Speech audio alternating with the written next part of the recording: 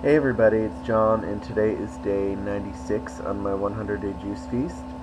And I thought I would just give you guys some updates and just let you know how things are going. Pardon me. I just woke up a little while ago. Anyways, so I'm nearing the completion of the juice feast at last, and I've noticed that a lot of emotions have been bubbling up as I get closer to the end of the juice feast. And I feel there are a lot of reasons for that. I mean, one of them, obviously part of the cleanse. The deeper you get in, the more the more you cleanse, and that releases a lot of deep physical stuff. Or a lot of deep-seated emotions as you really cleanse the deeper physical layers of your body, and I have been getting back to really being good about doing the colon flushing near the end of the juice feast, and I notice I've been releasing more and more, which is great, but it also carries with it some deep emotions. And also just the fact that I'm nearing the end of it, and it's been such an amazing journey. Uh, Thinking about where to go from here can be really daunting. Um, I've mentioned during the juice feast in some of my earlier videos and blogs that, you know, juice feasting, while being a wonderful way to detox and definitely a quick way to lose weight, is not it's not the solution to weight problems per se. Now, it'll help you on your journey. It will pour weight off your body, but it won't solve the problem behind why you gained weight to begin with. And at least I can speak in my case. Mine is emotional issues, mostly surrounded by, I think, worry or stress.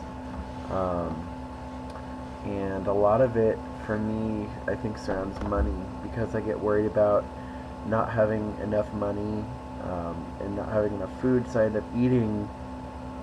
Uh, I don't know, almost like I'm in survival mode, and you know, it's tough because when I was younger, when I was a kid, the years that I started gaining weight were the years when I started spending a lot of time alone.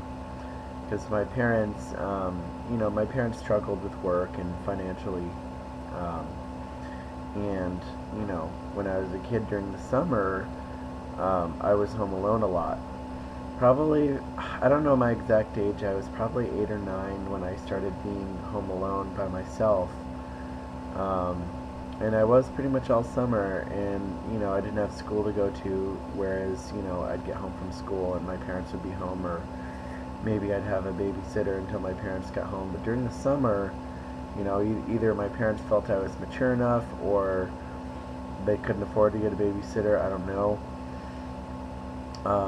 But I was actually a pretty good kid in that I didn't do anything too dangerous when I was home alone at that age. I was actually pretty good. But I was also bored. I didn't really have anything to do, and so I would just sit at home and eat. And that was the start of my weight issues. And then, of course, after that, the habit was just, even when I had school, when I had things to do, was just to eat. And on an emotional level, I guess if I examine it, it almost is like having abandonment issues, because I was alone, I was lonely, I didn't have anything to do, I didn't have an entertainment, I didn't have a lot of people around me during most of the day. So to fill myself up with entertainment, I would eat. And um, and also, like, I have, when I got out of my own, I remember as a kid, my fears were always that I wouldn't have enough money to get by, that I would end up homeless, or that I would struggle. And those things have happened to me. I have really struggled. When I was 18, after my mother passed away and my father and I had a little bit of a falling out because he had a hard time dealing with my mother's death, and me being gay, queer, he had a really hard time with, and we didn't get along, and he actually had attacked me at one point, and I moved out for 2 weeks, basically, to protect myself and get away, and then I moved back in just long enough to pack up my stuff and move, and at that time I was getting some money from Social Security, being, under the age of 19 after my mother had passed.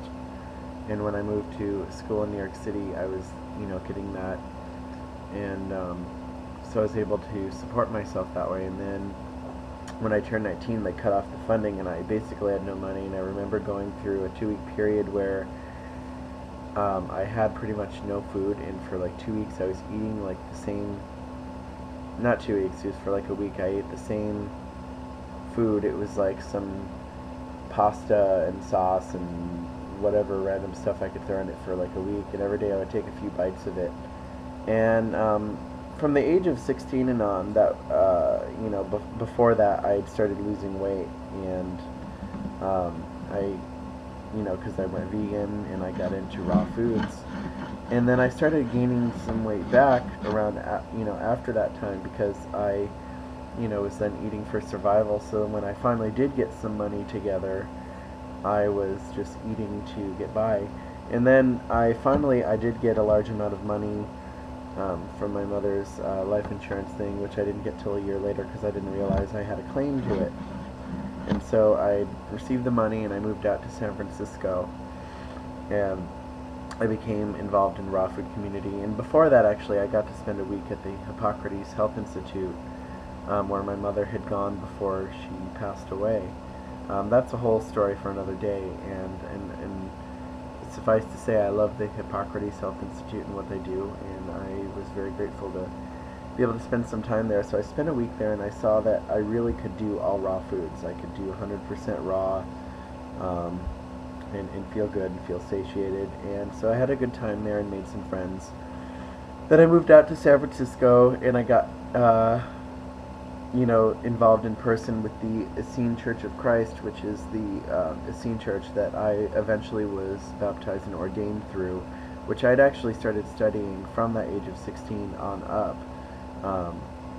I'm no longer involved with them now, although I still follow the Essene teachings. I still, whether or not I'm recognized by an official organization, I still, identify as being an Essene minister,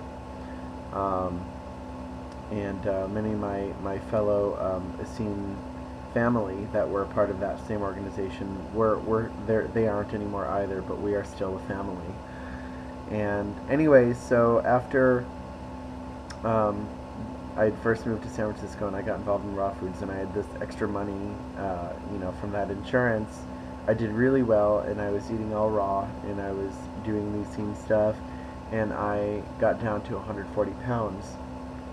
And after that,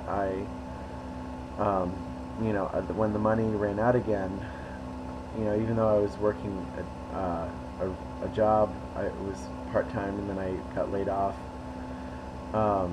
and I was surviving just trying to eat bananas every day, which is kind of funny when you talk to the whole 80-10-10 Doug Graham diet people who are, and who suggest eating lots of bananas, and things like that, and there's that website, 30 bananas a day. I didn't feel good eating all the bananas. To each their own, definitely everyone needs to find what works for them. But I was pretty much only eating bananas, and I did that for almost a month. And then finally, one day, I got like $200 in from a friend who had owed me, and I went and just binged. I ate pasta and cookies and peanuts, and it just went downhill from there. And I kept trying to continue to eat raw, but I just couldn't afford to keep it up because I was eating gourmet foods. I didn't have any equipment to prepare anything at home.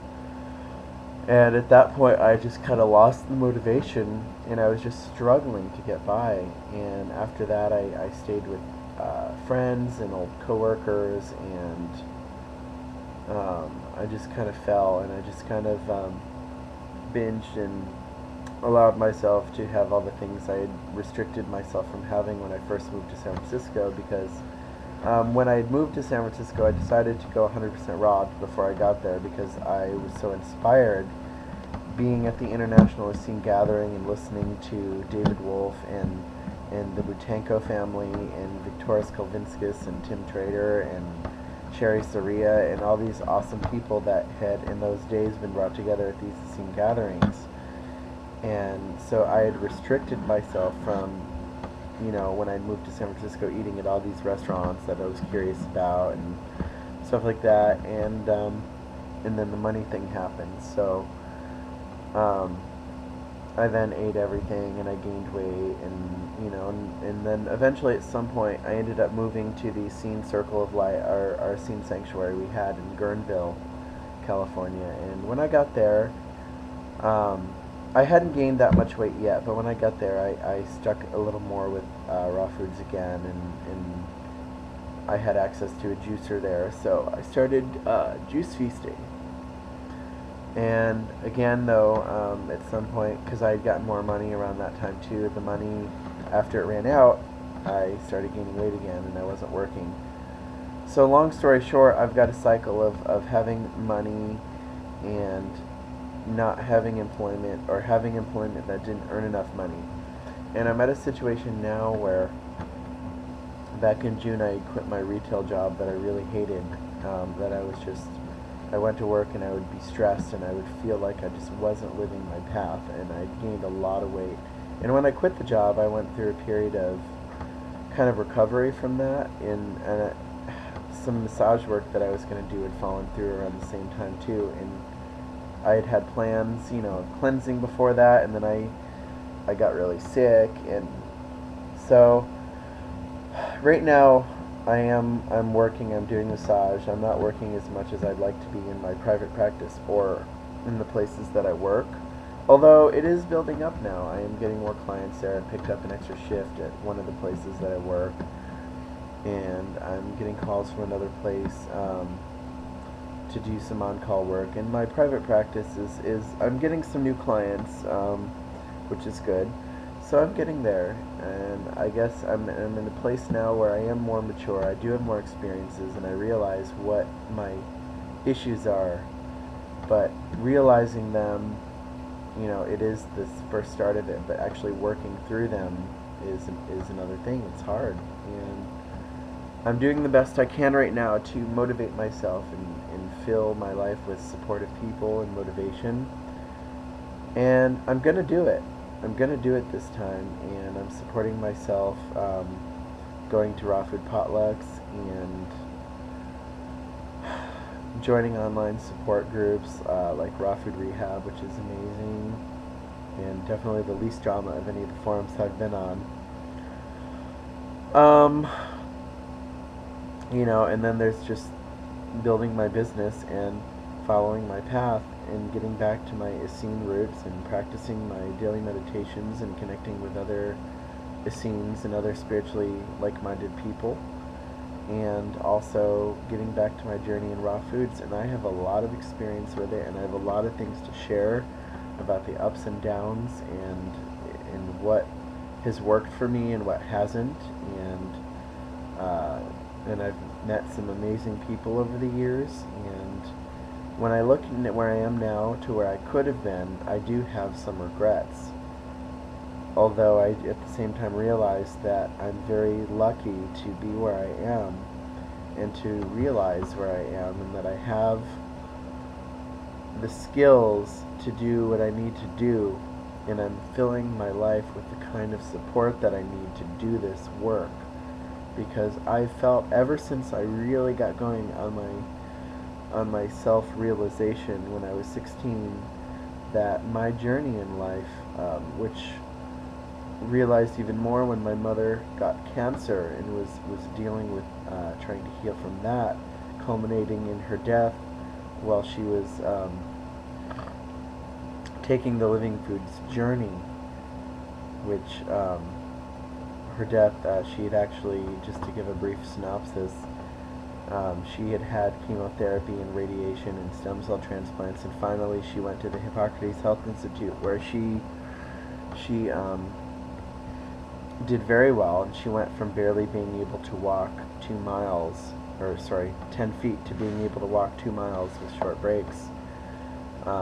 And then one night she went to get a glass of water, and she was experiencing, heavy detox, and which happens when you're doing a live foods diet, especially after your body's been abused by so many toxins and radiation and all that for years. And she fell, and she hit her head on the side of a table, and she hit her head on the floor. And when you're dealing with leukemia, it's a disease that does not allow your platelets, your blood to clot.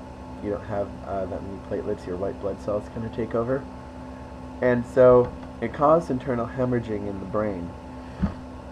And at the same time, her kidneys and her liver and her body, her organs are working to detox heavily. So her hemorrhaging in the brain was just too much for the body to handle, and also her kidneys shut down too. And so she went into a coma, and she passed away. And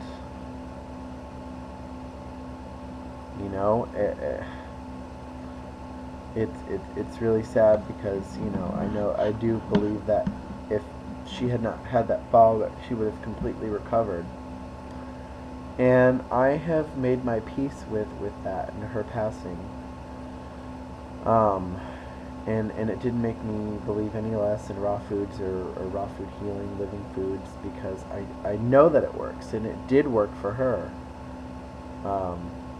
However, for whatever reason, it was her. I believe it was her time to pass on, and I and other people in her life learned certain lessons from that, and we'll take that forward. And when she chose to go to the Hippocrates Health Institute, I was already aware of it in my raw food studies. And when she told me about it, that she was going there, we both cried. And we knew that she was going where she needed to go, and in the long run, where she needed to go was to move on, to transition into her next life, her next existence, whatever that may be for her. And so ever since, she originally had gotten cancer when I was even younger, I had been focused on finding a way to save her. And in the long run, that translates into me really having a passion to help other people.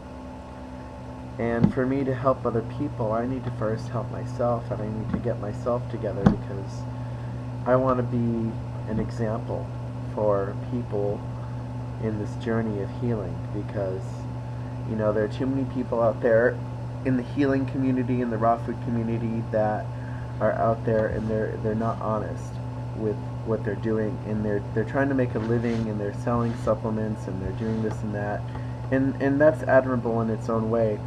But if you're not living the path, if you're not living the journey, then how can you help anybody else if you can't help yourself? And so that brings up emotions for me of seeing myself progress and slide backward, and progress and slide backward.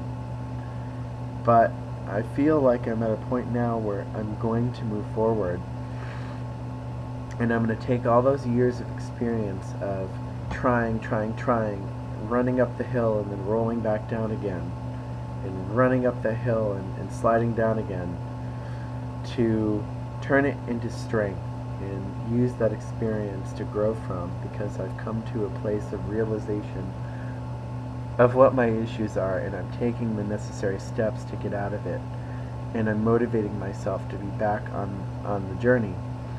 And I hope that my story and my motivation can help you folks, because ultimately that's why I'm here. I'm here to create healing in the world, because I really care. And my journey is your journey. My journey can relate to everybody. in one way or another in the struggles that we go through. And if I can inspire other people to love themselves and to move on their path, and it's not about losing weight or healing from cancer or becoming comfortable and loving yourself for who you are, whether you're straight, whether you're gay or transgender or genderqueer or male or female or in between, or old or young or fat or thin or white or person of color or whatever you are.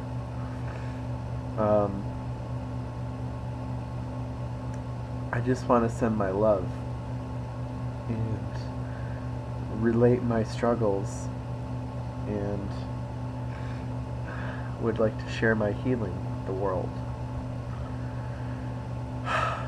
And so I come before you as an honest person with honest struggles, to share my journey in the hopes that you'll share your journey, and that you'll go forward with me as I heal myself, that you heal yourself, and that you share your love and your knowledge and spread it as a ripple effect of healing out into the world, which right now so desperately needs us. I mean, the struggles that I've gone through right now, when I think about what other people in the world are dealing with, you know, struggles that are so much greater than my own, whether it's people living in other parts of the world that are torn by war and famine, and people not having food and not having the privilege that I have living in America, being a, you know, person with privilege, being light-skinned, being you know, white and mostly white, and having male privilege most of the time, and coming from a background of, as a child, even with my parents struggling, not starving, when I think about what other people have to overcome in the world, it's astounding. And you know, people barely getting by. So I invite you folks to take the journey with me and to share your truths, and I hope that my overcoming my struggles can inspire you to do the same. And I didn't intend on getting this emotional in this video, but it shows you where I'm at, and I've got 5 more days before I start eating again, and it's amazing what this journey can take forward, and I know that I'm going to go forward and just do amazing things, and it feels good to release. So thank you for joining me today through this emotional video. Namaste.